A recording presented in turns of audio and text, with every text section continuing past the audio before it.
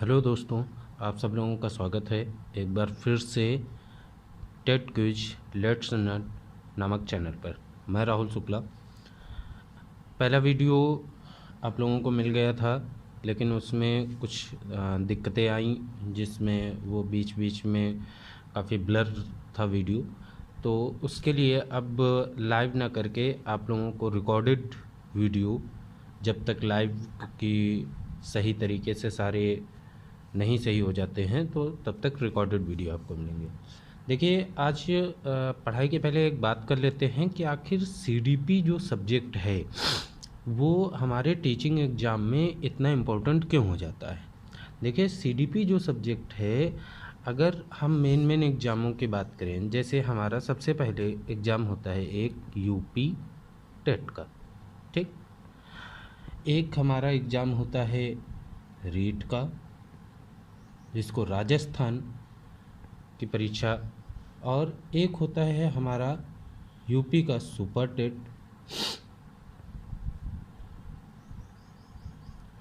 और एक होता है DSSB। अब देखिए, यूपी टेट एक ऐसा एग्ज़ाम है जो मात्र आपको एक सर्टिफिकेट देता है ताकि आप सुपर टेट पेपर देने के लिए एलिजिबल हो जाए, ठीक है। ये केवल सर्टिफिकेट देता है। रीट, सुपर टेट और DSSB से आपको डायरेक्ट वैकेंसी मिलती है, यानी आपको डायरेक्ट नौकरी मिलती है। इसके अलावा एक पेपर और होता है जिसको हम बोलते हैं सीटेट, यानी सेंट्रल टीचर एलिजिबिलिटी टेस्ट, ठीक है।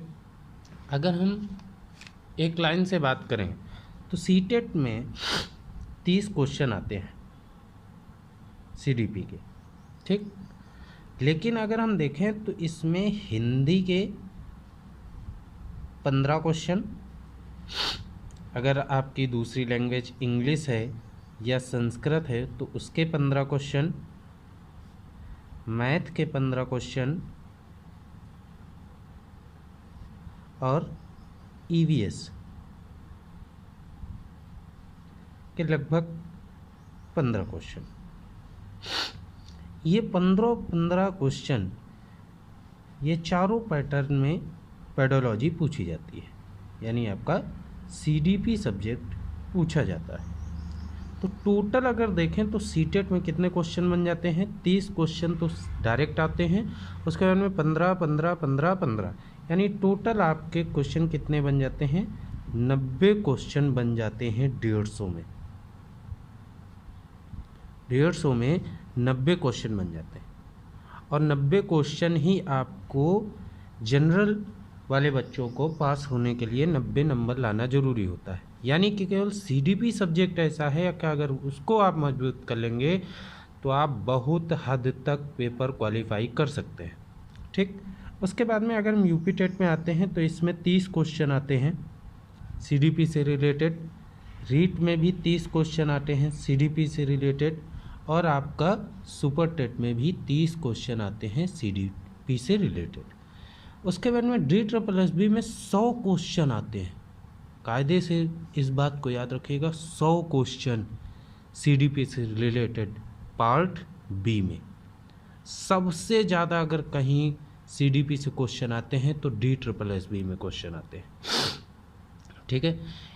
इसमें 2 होते हैं, एक पार्ट ए और पार्ट बी। पार्ट ए में 5 सब्जेक्ट होते हैं, जिसमें आपको पास होने के लिए 40 नंबर चाहिए ही चाहिए। अगर आप ये 40 क्वालिफाई नहीं करेंगे या 40 नंबर आपके पार्ट ए में नहीं आए तो आपका पार्ट बी चेक ही नहीं किया जाएगा, ठीक। और इस पार्ट बी में 100 क्वेश्चन पूछे जाते हैं सीडीपी से रिलेटेड। तो इसलिए हम कह रहे हैं कि सीडीपी सब्जेक्ट हमारा कितना महत्वपूर्ण हो जाता है टीचिंग एग्ज़ाम के लिए।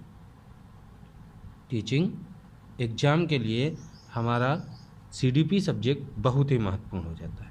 इसमें हम पहला आज चैप्टर पढ़ने वाले हैं, ग्रोथ एंड डेवलपमेंट का। बहुत आराम से पढ़ेंगे, कोई जल्दबाजी की ज़रूरत नहीं है। जहाँ ना समझ में आए नीचे कमेंट करके ज़रूर बताइए कि भैया यहाँ समझ में नहीं आया या ये पॉइंट समझ में नहीं आया है।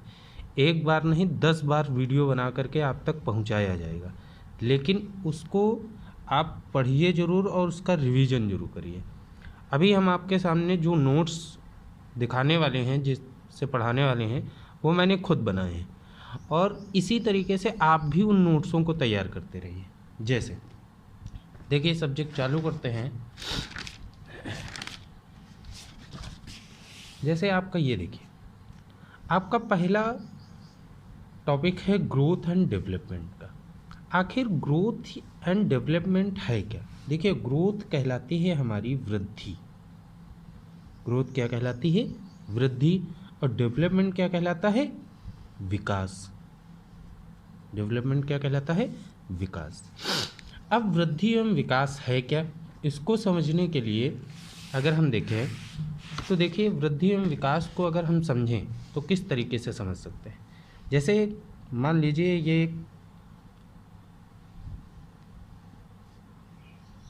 एक बॉक्स है, ठीक, और उसके अंदर एक छोटा सा बॉक्स और है, क्या बोला है, ठीक। अब इस बड़े वाले बॉक्स को हम क्या बोलते हैं? इस बड़े वाले बॉक्स को हम क्या बोलते हैं? विकास। इस बड़े वाले बॉक्स को हम क्या बोलते हैं? विकास, ठीक। और इसके अंदर जो बॉक्स है इसको हम क्या बोलेंगे? वृद्धि। यानी जो वृद्धि है वो विकास के अंतर्गत ही आती है। इतनी बात क्लियर है सबको, ठीक। दूसरी चीज़, अगर हम इनके अंतर की बात करें, वृद्धि और विकास में अंतर की बात करें, यहाँ लिख लें ग्रोथ और यहाँ लिख लें डेवलपमेंट यानी विकास, इनके हम अंतर की बात करें तो एक चीज़ याद रखिएगा कि जो वृद्धि है आपकी यह मात्रात्मक है। क्या है?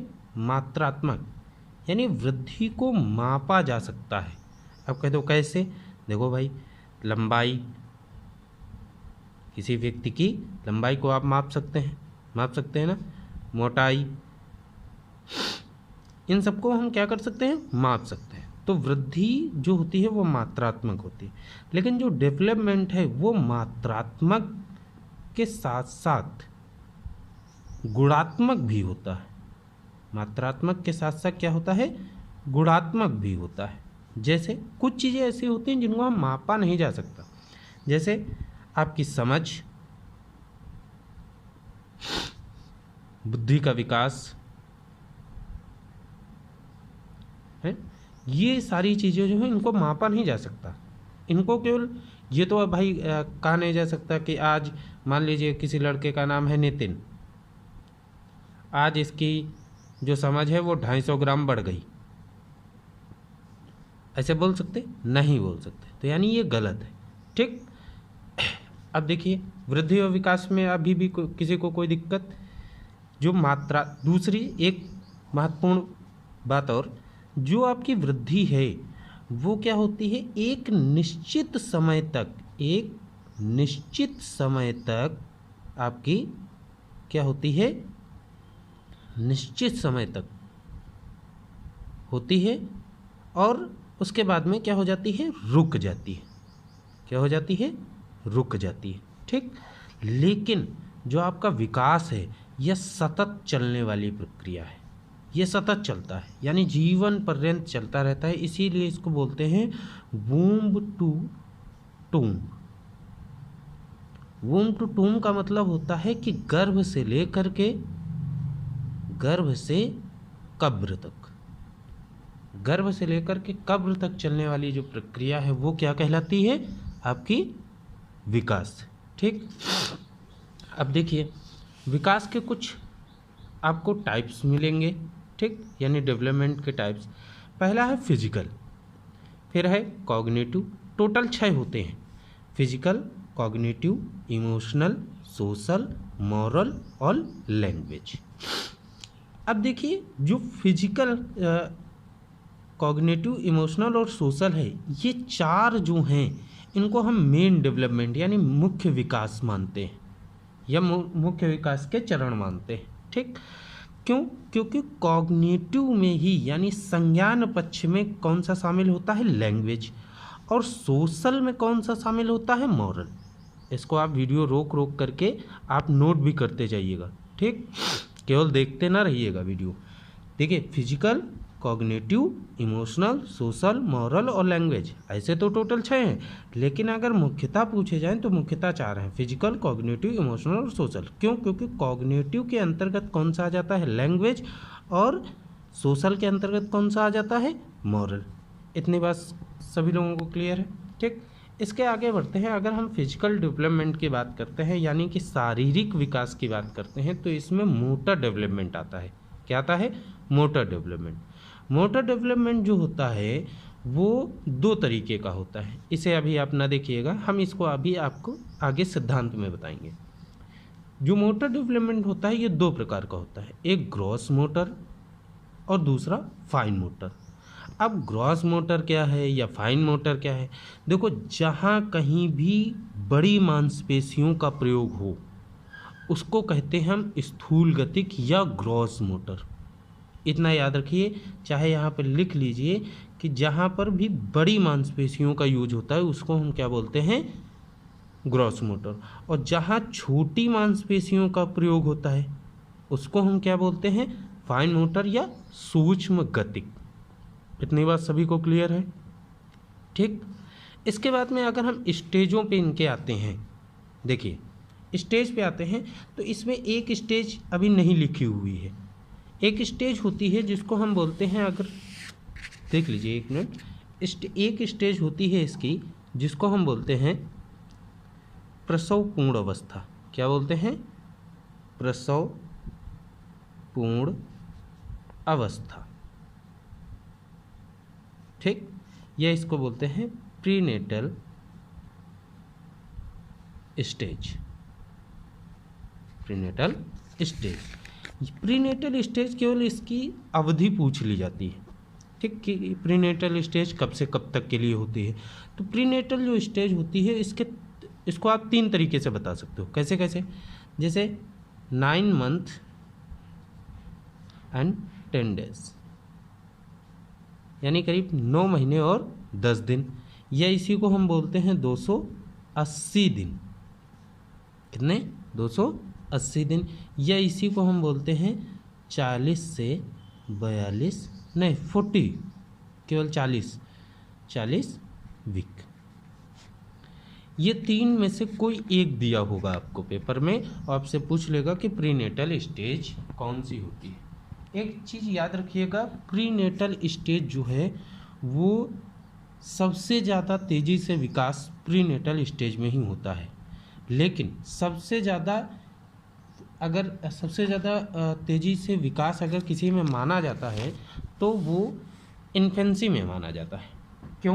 क्योंकि जो आपकी प्रीनेटल स्टेज है वो गर्भ की, और ये जो चारों स्टेज हैं ये आपके बच्चे को जन्म देने के बाद की अवस्थाएं हैं। ठीक, इसमें देखिए सबसे पहले कौन सी आती है? इन्फेंसी। कौन सी आती है? इन्फेंसी। इन्फेंसी को क्या बोलते हैं? शैशवावस्था। ये कब से कब तक होती है? 0 से लेकर के 2 साल तक। 0 से लेकर के, यहाँ वाई लिख लीजिए आप। ठीक, 0 से लेकर के 2 साल तक इन्फेंसी। ये सबसे तेज विकास अगर कहीं होता है तो कहाँ होता है? इन्फेंसी में। दूसरा होता है चाइल्डहुड। चाइल्डहुड के 2 होते हैं, एक होता है अर्ली चाइल्डहुड और दूसरा होता है लेटर चाइल्डहुड।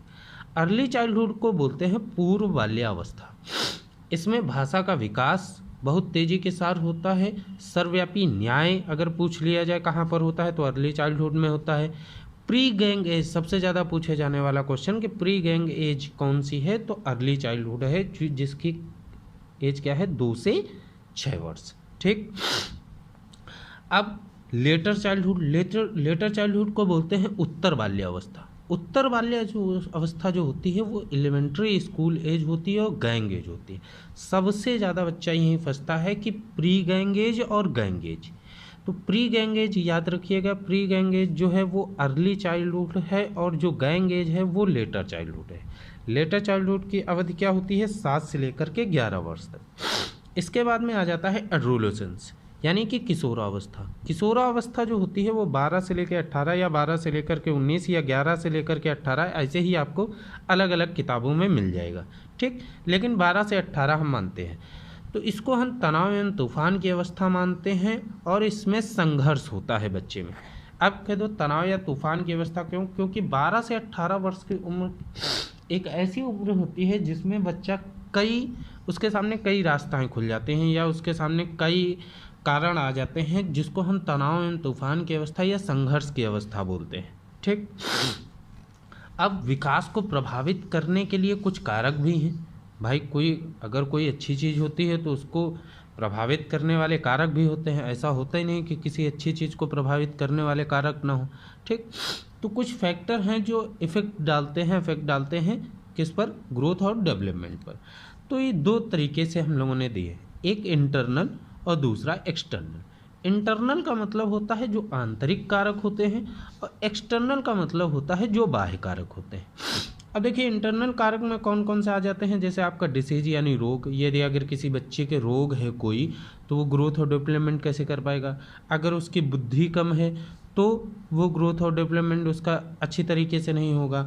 अगर उसके डक्टस ग्लैंड सही से कार्य नहीं करते तो उसका ग्रोथ और डेवलपमेंट सही से नहीं होगा। उसकी अगर हेल्थ अच्छी नहीं रहती है तो उसका ग्रोथ और डेवलपमेंट। और फिर आता है थॉट प्रोसेस। ठीक, फिर क्या आता है? Thought process. तो थॉट प्रोसेस में क्या होता है कि उसकी सोचने की प्रक्रिया क्या है, यानी कि वो किस तरीके से सोचता है। कुछ बच्चे होते हैं, आप लोगों ने देखा होगा कि अपने पढ़ाई के बारे में, अपने भविष्य के बारे में सोचते हैं। कुछ अपना पबजी के बारे में सोच रहे हैं कि कॉन्करर में हमको कैसे पहुंचना है ना। तो ये चीज़ भी उसके ऊपर इफेक्ट डालती है। उसके बाद में अगर तेज़ी से पढ़ा रहे हो तो कमेंट में बता दीजिएगा, फिर हम अपनी स्पीड स्लो कर लेंगे। इसके बाद में आता है एक्सटर्नल। एक्सटर्नल जो होता है यानी कि बाह्य कारक कौन कौन से होते हैं, जैसे सोसाइटी कौन सा होता है? जैसे सोसाइटी। अगर आपकी सोसाइटी अच्छी है तो आपका विकास और डेवलपमेंट अच्छा होगा, लेकिन अगर आपकी सोसाइटी बेकार है तो आपका वृद्धि एवं विकास अच्छा नहीं होगा। Economic background. अब कोई बच्चा पढ़ना चाहता है, किसी चीज़ की तैयारी करना चाहता है, लेकिन उसका इकोनॉमिक बैकग्राउंड यानी उसकी आर्थिक स्थिति सही नहीं है, तो वो कोचिंग नहीं जा पाएगा। या मान लीजिए यूट्यूब पर जितने भी वीडियो बनते हैं या फिर आपका मान लीजिए इतने सारे चैनल हैं जो पढ़ाई कराते हैं, तो वो किस लिए कराते हैं कि हर उस बच्चे तक वो बात पहुँचे कि वो बच्चा फ्री में, या मान लीजिए उसके पास 500 रुपये या 800 रुपये या 1000 रुपये नहीं है देने के लिए, तो वो फ्री में एजुकेशन ले सके। ठीक, अगर इकोनॉमिक उसका बैकग्राउंड ठीक नहीं है तो तब भी उसका वृद्धि एवं विकास नहीं हो पाएगा। इसके बाद में आता है फूड, यानी अगर उसका भोजन सही नहीं है। फिर आता है कल्चर, यानी अगर उसकी संस्कृति अच्छी नहीं है। और एनवायरनमेंट यानी पर्यावरण। सबसे ज़्यादा अगर कोई प्रभाव डालता है विकास पर तो वो प्रभाव डालता है क्या? एनवायरनमेंट। सबसे ज़्यादा अगर कोई प्रभाव डालता है तो कौन सा प्रभाव डालता है? एनवायरनमेंट प्रभाव डालता है। इसके बाद में आते हैं हमारे पास में टोटल, वैसे मैंने यहाँ पर टोटल 10 लिखी हुई हैं। ठीक, लेकिन अगर देखी जाए तो टोटल 10 नहीं होती हैं, टोटल 10 नहीं होती। ठीक, हाँ, तो हम लोग बात कर रहे थे कि जो डेवलपमेंट विकास के सिद्धांत हैं वो टोटल कितने होते हैं? 10 हमने यहाँ पर लिखे हुए हैं। ठीक, लेकिन हमें मुख्यतः कितने पढ़ने हैं? केवल 5। कितने पढ़ने हैं? केवल 5। ठीक, जो पूछे जाते हैं। देखिए हम लोगों को वो पढ़ना है जो हमारे एग्जाम में आए। ठीक, उसी लिए जो विकास और डेवलपमेंट का, वृद्धि एवं विकास का चैप्टर बहुत बड़ा है, लेकिन ये केवल वही सारे पॉइंट हैं जो आपसे पूछे जा सकते हैं या पूछे गए हैं। ठीक, कोई भी अनर्गल बात इसमें नहीं लिखी हुई है या ना कोई इधर उधर का कोई वो लिखा हुआ है। देखिए पहला सिद्धांत है निरंतरता का सिद्धांत, यानी वूम्ब टू टूम। ये मैंने चीज़ आपको पहले ही बताई थी कि जो विकास है वो वूम्ब टू टूम चलता है। निरंतरता का सिद्धांत का मतलब होता है कि विकास आपका जीवन पर्यंत चलता रहता है, यानी कि आप अपनी ज़िंदगी की किसी भी आयु में, ठीक, चाहे आप 10 साल के हों, 20 साल के हों, 30 साल के हों, 40 साल के हों, 50 साल के हों, 70 साल के हों, हर उम्र में कुछ ना कुछ किसी न किसी से या किसी न किसी प्रकार से आप सीखते ही रहेंगे। ठीक, तो इसको हम बोलते हैं निरंतरता का सिद्धांत। ठीक, यानी वूम टू टूम जाना। फिर अगर हम बात करते हैं नेक्स्ट सिद्धांत की, तो आपके पास आ जाते हैं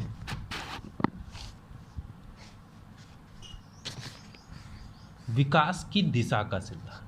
अब विकास की दिशा का सिद्धांत क्या है? उस समय जब हमने आपको बताया था कि दो चीज़ें लिखी हुई थी, एक सेफेलोकॉर्डल और दूसरा प्रोमोडिस्टल। एक क्या लिखा हुआ था? सेफेलोकॉर्डल, और दूसरा क्या लिखा हुआ था? प्रोमोडिस्टल। ठीक, अब सेफेलोकॉर्डल या प्रोमोडिस्टल क्या है? ठीक, तो देखिए, जब सर से पैर की ओर, जब सर से पैर, या 1 मिनट आप इसको पढ़िए, हम अभी आपको बताते हैं। 1 मिनट।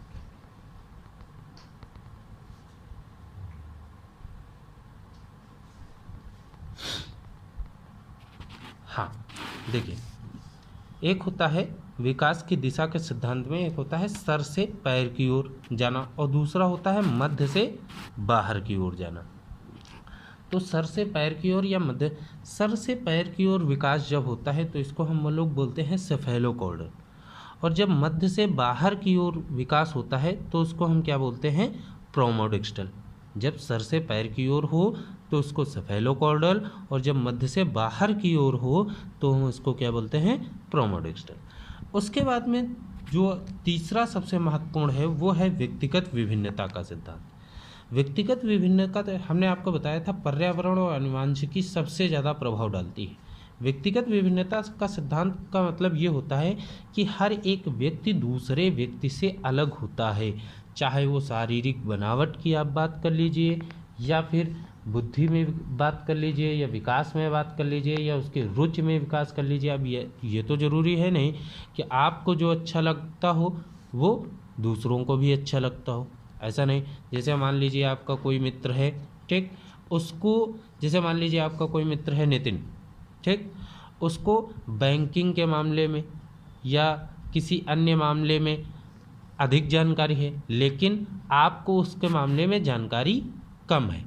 कोई आपका दूसरा दोस्त है, वो किसी दूसरे सब्जेक्ट में मजबूत है, लेकिन आप उस सब्जेक्ट में मजबूत नहीं, लेकिन आप जिस सब्जेक्ट में मजबूत हैं वो आपका दोस्त उस सब्जेक्ट में मजबूत नहीं। तो इसका कहने का मतलब ये होता है कि हर एक व्यक्ति दूसरे व्यक्ति से विभिन्न होता है, उसके अंदर विभिन्नता पाई जाती है। विभिन्नता जुड़वा बच्चों में भी पाई जाती है। ये ज़रूरी नहीं है कि अगर जुड़वा बच्चे हैं तो उनके अंदर विभिन्नताएं नहीं पाई जाएंगी। जुड़वा बच्चों में शारीरिक बनावट एक जैसी हो सकती है। अगर हम क्वेश्चन या मान लीजिए कोई छोटी ऐसी क्रिया देते हैं जिसको वो आसानी से हल कर सके, फिर धीरे धीरे करके जैसे उसकी समझ बढ़ती जाती है, जैसे उसकी आयु बढ़ती जाती है, तब हम धीरे धीरे करके उसके सामने विशिष्ट क्रियाएं यानी बड़ी क्रियाएं या जटिल क्रियाएं प्रस्तुत करते हैं। तो इसको कहते हैं हम सरल से विशिष्ट क्रियाओं का सिद्धांत। इसके बाद में आता है जो पांचवा और सबसे इम्पोर्टेंट होता है अंतः संबंध का सिद्धांत। अंतः संबंध का सिद्धांत क्या होता है? P + S + C + E। ये क्या है? अभी हमने आपको पढ़ाया था कि P मतलब कि फिजिकल, S मतलब सोशल, C मतलब कॉग्निटिव और E मतलब इमोशनल। ये चारों एस्पेक्ट एक दूसरे से जुड़े होते हैं, ठीक। यानी कि अगर शारीरिक विकास उसका अच्छी तरीके से नहीं हुआ तो उसका प्रभाव किस पर पड़ेगा? सोशल पर, संज्ञान पर और उसके भावात्मक यानी इमोशनल पर, ठीक। तो यानी कि अगर किसी भी एक एस्पेक्ट में कोई गड़बड़ी होती है या कोई प्रभाव कारक अपना प्रभाव डालता है तो वो चारों में आगे के तीनों में प्रभाव डालेगा। यानी ये एक दूसरे से क्या है? संबंधित हैं, जुड़े हुए हैं, अंतः संबंधित है। तो इसीलिए इसको बोला जाता है अंतः संबंध का सिद्धांत।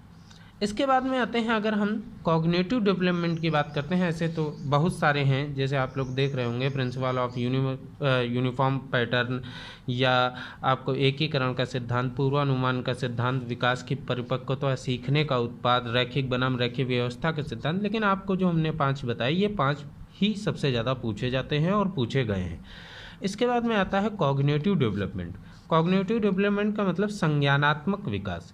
इसके अंतर्गत 4 चीज़ें पूछ ली जाती हैं कि बच्चा कूइंग करना, बैबलिंग करना, 1 वर्ड स्टेज कौन सी होती है या 2 वर्ड स्टेज कौन सी होती है। तो इसको याद रखिएगा, ये 6 लिखा हुआ है, ठीक। जो कूइंग होता है वो करीब 6 सप्ताह में बच्चा करना स्टार्ट कर देता है। बैबलिंग करीब 6 महीने में। 1 वर्ड स्टेज 1 साल के लमसम होती है और 2 वर्ड स्टेज यानी 2 शब्दों को मिलाकर के बोलना बच्चा 18 महीने या 1.5 से 2 साल के बीच में बोलना स्टार्ट कर देता है। व्यक्तिगत विभिन्न का सिद्धांत यहाँ भी कार्य करता है। जरूरी नहीं कि हर बच्चा 18 मंथ में ही 2 वर्ड स्टेज बोलना शुरू कर दे। कोई बच्चा इसके पहले भी शुरू कर सकता है, कोई बच्चा कुछ देर भी लग सकती है या 2 साल 2.5 साल तक भी वो बोलना शुरू कर सकता है। तो हर एक के अंदर व्यक्तिगत विभिन्नताएं पाई जाती हैं। अगर हम व्यक्तिगत विभिन्नताओं की बात करें तो इसके फादर कहे जाते हैं सर फ्रांसिस गाल्टन। यानी अगर आपसे पूछ लिया जाए कि फादर ऑफ इंडिविजुअल पर्सन कौन है या इंडिविजुअल पर्सन के फादर यानी व्यक्तिगत विभिन्नता के फादर कौन हैं, इसको कौन लाया था, इसकी बात किसने की थी, तो आप कहेंगे कि इसकी बात करने वाले कौन हैं, सर फ्रांसिस गाल्टन, ठीक। अब देखिए इन्होंने भी 4 तरीके बताए। फिजिकल फील्ड यानी कि फिजिकल फील्ड में अगर शारीरिक में देखा जाए तो 2 तरीके की होते हैं, एक शारीरिक भिन्नता होती है, दूसरी गत्यात्मक। इमोशनल फील्ड में 4 प्रकार के बताए, बुद्धि, उपलब्धि, अभिक्षमता के आधार पर और विशिष्ट योग्यता के आधार पर, ठीक। वैसे आप ये नोट कर लीजिएगा और रिवीजन इसका जरूर करते रहिएगा। वैसे इतना ये इसके बारे में पूछा नहीं जाता है, केवल इतना पूछ लिया जाता है कि इसके फादर कौन है, तो इतना याद रखिएगा, सर फ्रांसिस गाल्टन व्यक्तिगत विभिन्नता के फादर कहलाए जाते हैं। फिर इसके बाद में अगर आते हैं हम तो आपको मिलता है कॉग्निटिव फील्ड। इसमें इन्होंने 3 प्रकार बांटे, संवेगात्मक, रुचियों में भिन्नता, अभिवृत्तियों में भिन्नता। और उसके बाद में सोशल फील्ड इन्होंने बांटी, जिसको हम बोलते हैं सामाजिक एवं सांस्कृतिक भिन्नता, आदर्श मूल्य नैतिकता भिन्नता और जाति राष्ट्रीय भिन्नता, ठीक। तो आज हम लोगों ने सीखा कि आखिर जो ग्रोथ एंड डेवलपमेंट है, ये ग्रोथ एंड डेवलपमेंट जितना आज हम लोगों ने पढ़ा है, ये चाहे आपका सीटेट हो, चाहे आपका यूपी टेट हो, चाहे आपका रीट हो, चाहे आपका सुपर टेट हो और चाहे आपका DSSS भी हो, इन सब के लिए ये इनफ है, ठीक। इससे बाहर का क्वेश्चन ग्रोथ एंड डेवलपमेंट से नहीं पूछा जाएगा, ठीक। मतलब आता ही नहीं है। या और हम आपको प्रीवियस ईयर क्वेश्चन भी दिखाएंगे, प्रीवियस ईयर क्वेश्चन कराएंगे, तो आप उसमें देख करके आपको खुद एक अंदाज़ा लग जाएगा कि इससे बढ़ के क्वेश्चन नहीं पूछे जाते हैं, ठीक। और अगर आप लोगों को ये वीडियो या मेरा पढ़ाने का तरीका या जो हमने अभी बताया ये पसंद आया हो तो चैनल को भाई लोगों लाइक ज़रूर कर लेना, इस वीडियो को शेयर ज़रूर कर देना और चैनल को सब्सक्राइब जरूर कर लेना, ठीक। ये 3 काम करने बहुत ज़रूरी है, सबसे ज़रूरी काम ये है। उसके बाद में काम कौन सा है, पढ़ाई। ये तो मैं मजाक कर रहा हूँ, लेकिन आप लोग वीडियो को लाइक, शेयर और चैनल को सब्सक्राइब जरूर कर दीजिएगा। तब तक के लिए बाय बाय। अब हम नेक्स्ट क्लास में मिलेंगे और नेक्स्ट क्लास का जो टॉपिक होगा उसमें हम लोग पढ़ने वाले हैं प्याजे को, सबसे ज़्यादा महत्वपूर्ण प्याजे को हम लोग नेक्स्ट क्लास में पढ़ेंगे। ये क्लास मैंने दोबारा इसलिए की क्योंकि जो फर्स्ट क्लास अपनी लाइव क्लास हुई थी उसमें कुछ इंटरनेट के इशू के कारण वो क्लास बीच बीच में कई जगह पर रुक रही है, कई जगह पर वो उसमें ग्लच टाइप का हो रहा है, तो इसलिए हमने कहा कि इस तरीके से आपको रिकॉर्डेड क्लास आपको दी जाए ताकि इसमें कोई दिक्कत ना हो, ठीक। तो अब हम लोग नेक्स्ट क्लास में मिलेंगे और उसमें हम लोग प्याजे पढ़ेंगे।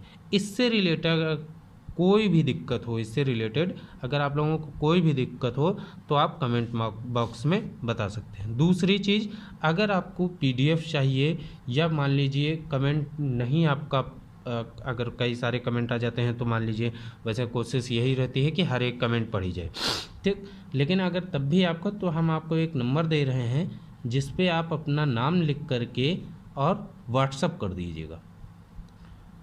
क्या प्रॉब्लम है आपको वो, और इस नंबर पे आप व्हाट्सअप कर दीजिएगा तो आपको जवाब तुरंत मिल जाएगा। और एक इस पे व्हाट्सएप पे एक ग्रुप बनाएंगे जिस पे आपको जो डेली आपका चैप्टर होंगे उसकी जो पीडीएफ हैं वो आपको इस पर मिलती रहेंगी। ठीक ठीक, तब तक के लिए बाय बाय, टाटा, जय हिंद।